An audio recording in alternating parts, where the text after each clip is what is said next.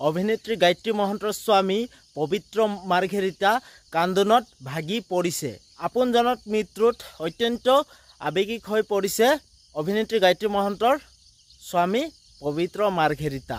এই মৃত্যু অসহনীয়, অতি সোনকালে আমাৰ মাজৰ পৰা নাইকিয়া হৈ যাব বুলি ভবাই নাছিলোঁ। এনেদৰে কৈছে অসমৰ জনপ্ৰিয় অভিনেত্ৰী গায়ত্ৰী মহন্তৰ স্বামী পবিত্ৰ মাৰ্ঘেৰিটাই। লগতে অসমবাসীয়ে হেৰুৱালে এজন ভাল মানুহ। অনুগ্ৰহ কৰি আপোনালোকে প্ৰথমৰ পৰা শেষলৈকে কোনো স্ক্ৰিপ্ট নকৰাকৈ মোৰ ভিডিঅ'টো চাই থাকিব। তো বলক ভিডিঅ'টো আৰম্ভ কৰোঁ।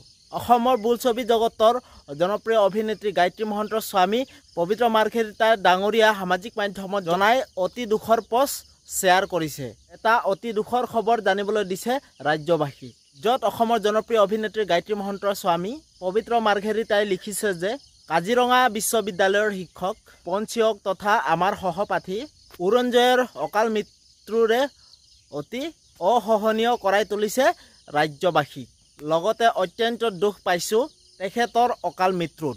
কেতিয়াও ভবাই নাছিলোঁ ইমান কম সময়তে আৰু ইমান কম বয়সতে ইমান সোনকালে সকলোকে কন্দুৱাই গুচি যাব বুলি। ইমান কম বয়সতে ইহলীলা সম্বৰণ কৰিব। আমাৰ চেনেলৰ তৰফৰ পৰা পুৰঞ্জয় ডাঙৰীয়াৰ বিদেশী আত্মাৰ সদ্গতিৰ অৰ্থে ভগৱানৰ ওচৰত প্ৰাৰ্থনা নিবেদন কৰিলোঁ। তো মোৰ ভিডিঅ'টো আছিল ইমানে। অন্য এটা ভিডিঅ'ৰ সৈতে লগ পোৱাৰ বাবে প্ৰতিশ্ৰুতি। তো মোৰ ভিডিঅ'টো ইমানতে সামৰিছোঁ। তো ঠিক আছে, বাই বাই। নতুন এটা ভিডিঅ' আপোনালোকক লগ পাম। তো ঠিক আছে, বাই।